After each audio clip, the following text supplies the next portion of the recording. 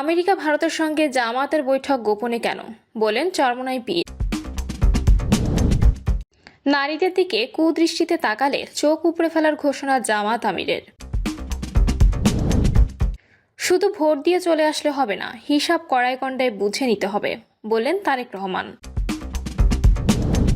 আমেরিকাও চাচ্ছে জামাতের নেতৃত্বে সরকার হোক, বললেন জামাত প্রার্থী সুলতান। এবং সর্বশেষ জানাবো সরগরম নির্বাচনী মাঠ।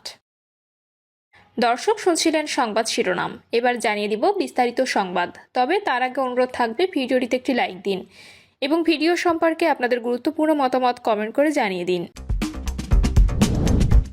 আমেরিকা ভারতের সঙ্গে জামাতের বৈঠক গোপনে কেন, বললেন চরমোনাই পীর। ইসলামী আন্দোলন বাংলাদেশের আমির ও চরমোনাই পীর সৈয়দ মোহাম্মদ রেজাউল করিম বলেছেন, জামাতের নেতারা গোপনে আমেরিকা ও ভারতের সঙ্গে বৈঠক করেছেন। এখন বৈঠক করবেন বিভিন্ন বিদেশি দূতাবাস ও কূটনীতিকদের সঙ্গে। বৈঠক করেন, কোনো অসুবিধা নেই, কিন্তু গোপনে কেন? এটা আমাদের চিন্তিত করেছে। নিশ্চয়ই এর মধ্যে ষড়যন্ত্র রয়েছে। চরমোনাই পীর আরও বলেন, আমরা ইনসাফ প্রতিষ্ঠা করতে চাই ইসলামী নিয়ম আদর্শ অনুযায়ী, কিন্তু তারা যে নিয়ম নীতি চালু করতে চায় তা আমেরিকার নিয়ম নীতি। এসব নীতিতে ইনসাফ প্রতিষ্ঠা হয় না, এটি সম্পূর্ণ ধোঁকাবাজি। আমরা যে কারণে একসঙ্গে ছিলাম সেই কারণে জোট থেকে বেরিয়ে এসেছি। অনেকে মনে করতে পারেন যে আমরা একা হয়ে গেছি, আমাদের সঙ্গে আল্লাহ আছেন, আমাদের সঙ্গে ইসলাম ও দেশকে যারা ভালোবাসেন তারা আছেন, সুতরাং আমরা একা নই। তিনি বলেন, 2024 সালের 5ই আগস্টের পর দেশে যে পরিবেশ সৃষ্টি হয়েছিল সেটিকে আমরা ইসলামের একটি বাক্স মনে করেছিলাম, কিন্তু আজ জোট থেকে আমরা আলাদা হয়েছি, কারণ সেই ইসলামের বাক্সটি ছিনতাই করে নেওয়া হয়েছে। নারীদের দিকে কুদৃষ্টিতে তাকালে চোখ উপড়ে ফেলার ঘোষণা জামাত আমিরের। আমরা এমন বাংলাদেশ গড়ে তুলতে চাই যেখানে নারীদের মর্যাদা নিশ্চিত করা হবে। নারীদের দিকে কেউ কুদৃষ্টিতে তাকাতে পারবে না, তাকালে সেই চোখ উপড়ে ফেলা হবে বলে ঘোষণা দিয়েছেন বাংলাদেশ জামাত ইসলামীর আমির ডক্টর শফিকুর রহমান। তিনি আরও বলেন, যারা বিগত আন্দোলনে স্বামী, স্ত্রী, সন্তান, বোন ও পিতাকে হারিয়েছেন, আমি তাদের হয়ে আপনার সামনে দাঁড়িয়েছি। জীবনের ঝুঁকি নিয়ে চেষ্টা করেছি তাদের পাশে দাঁড়ানোর। কি অপরাধ ছিল তাদের? তাদেরকে তুলে নিয়ে হত্যা করা হয়েছে। অপরাধ একটাই, অপশাসনের বিরুদ্ধে কথা বলা। এই কারণে তাদের বিরুদ্ধে নির্মম আচরণ করা হয়েছে। আমরা সন্তান হারানোদের কাছে গিয়েছি, তাদের আহাজারি সহ্য করতে পারিনি। অনেকে আছেন যারা তাদের সন্তানদের এখনো কোনো খোঁজ পাননি। শফিকুর রহমান বলেন, পকেট থেকে জোর করে টাকা নেওয়া হয়েছে, চাঁদাবাজি করা হয়েছে। সেই ফ্যাসিবাদ বাংলায় আবার ফিরে আসুক, আপনারা কি তা চান? আমাদের সন্তানরা যারা বুকের তাজা রক্ত দিয়ে আন্দোলন করেছেন তাদের প্রতি সমবেদনা জানাচ্ছি। তিনি বলেন, এই জনপদে সবথেকে বেশি খুন করা হয়েছে। সোহানের মা বলেছিলেন, তোমরা আমার সন্তানকে মেরেছ, ঠিক আছে, কিন্তু তার চোখ দুটি কেন তুলে নিলে? কি অপরাধ করেছিল আমার ছোট্ট সন্তান? ঝিনাইদহ জেলা জামাত ইসলামীর আয়োজিত 11 দলীয় জোটের সমাবেশে বিশেষ অতিথি হিসেবে বক্তব্য দেন জামাতের কেন্দ্রীয় নির্বাহী কমিটির সদস্য ও যশোর কুষ্টিয়া অঞ্চলের পরিচালক মোবারক হোসাইন। আমেরিকাও চাচ্ছে জামাতের নেতৃত্বে সরকার হোক, বললেন জামাত প্রার্থী সুলতান। বরগুনা 2 আসনে জামাত ইসলামের প্রার্থী সুলতান আহমেদ বলেছেন, আমেরিকা চায় না পৃথিবীর কোনো দেশে ইসলামী দলের নেতৃত্বে সরকার গঠিত হোক। এবার সে আমেরিকা বাংলাদেশে দুর্নীতিমুক্ত বৈষম্যহীন সমাজ কায়েম করতে জামাত ইসলামীকে নির্ভর করে অগ্রসর হচ্ছে। জনসভায় প্রধান অতিথির বক্তব্যে সুলতান আহমেদ বলেন, শুধু দেশবাসী নয়, দুনিয়াবাসীও এবারে নির্বাচনকে বাংলাদেশের মাইল ফলক হিসেবে দেখতে চায়।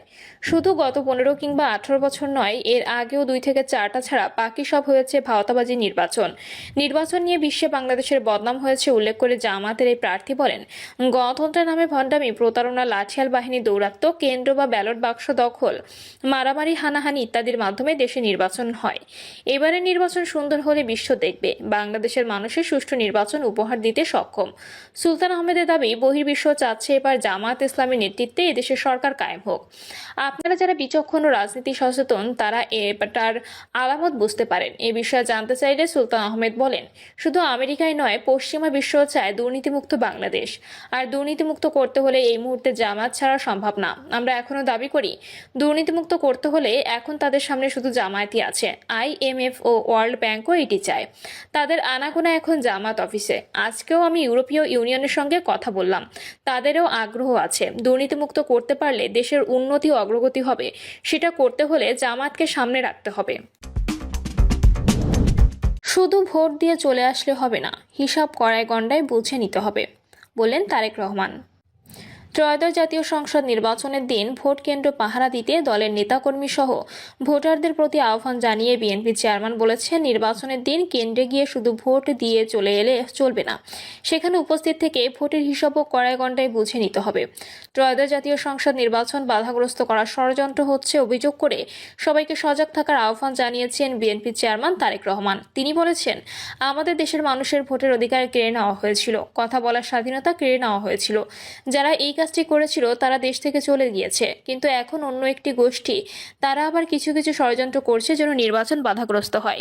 এই ব্যাপারে আপনাদের সকলকে সচেতন থাকতে হবে। আগামী 12ই ফেব্রুয়ারি ভোটের দিন ভোট দেওয়ার পাশাপাশি ভোট কেন্দ্র পাহারা দিতেও দলের নেতাকর্মী সহ ভোটারদের আহ্বান জানান বিএনপি চেয়ারম্যান।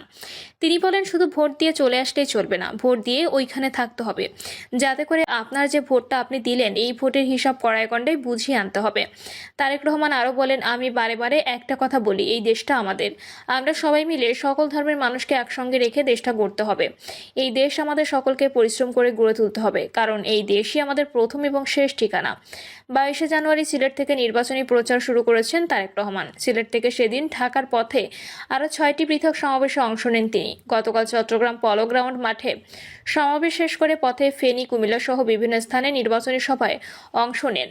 এরই অংশ হিসেবে আজ নোয়াখালী হাতিয়ায় নির্বাচনী জনসভায় ভার্চুয়ালি যুক্ত হন তিনি। সরগরম নির্বাচনী মাঠ।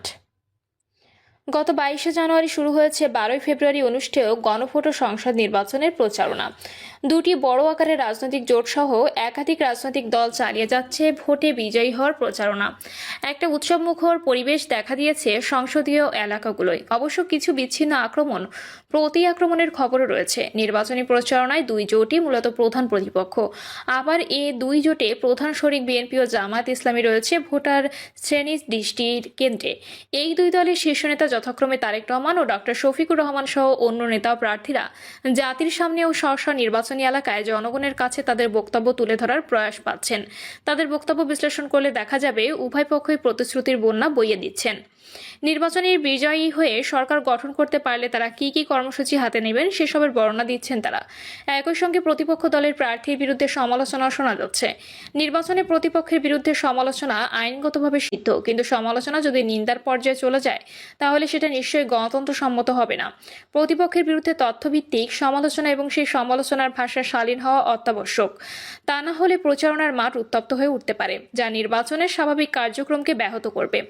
তবে নির্বাচনী প্রচারণার মাঠে যে বিষয়টি অভাব অনুভূত হচ্ছে তা হলো প্রতিশ্রুতিগুলো ভোটার শ্রেণী জানতে পারছে, কিন্তু সেগুলো কিভাবে বাস্তবায়িত হবে সে ব্যাপারে রূপরেখা জানতে পারছে না। আমাদের অভিজ্ঞতা বলছে, নির্বাচনের আগে দল ও দলীয় প্রার্থীদের পক্ষ থেকে